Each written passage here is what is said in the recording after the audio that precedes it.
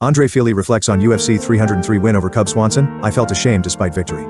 Andre Fili may have secured a split decision victory over Cub Swanson at UFC 303, but the 15-year MMA veteran wasn't satisfied with his performance.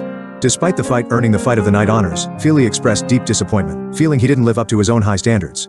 Reflecting on the bout, Fili admitted that while Swanson had his moments, he believed he did enough to win. "I'm really happy with the win. I believe I won the fight," Fili said during a recent interview on the MMA Hour. After rewatching the fight, Fili felt it was less close than many had initially perceived, asserting, "I landed the cleaner shots. I dictated the pace of the fight. I controlled range. I know I did enough to win the fight, but I didn't perform to the level that I wanted to perform at." However, even in victory, Fili struggled with feelings of disappointment, sharing that he was incredibly unhappy after the fight. Despite reassurances from his coaches and UFC matchmaker Sean Shelby, Fili couldn't shake the feeling that he had underperformed. "I'm always going to give people the authentic version of myself. That's how I felt," he said. It wasn't until he returned home and reluctantly rewatched the fight, at the urging of his girlfriend Melissa, that Fili gained some perspective. "Halfway through the second round, I look at her and I'm like, not that bad. We did alright. Cub is feckin' hard to fight." Even with this newfound perspective, Fili remains his own toughest critic.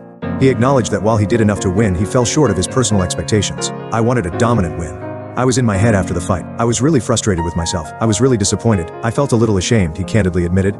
Ultimately, while Fili has come to appreciate his performance more with time, his initial reaction was one of frustration and self-criticism, driven by his unwavering desire to always perform at his best.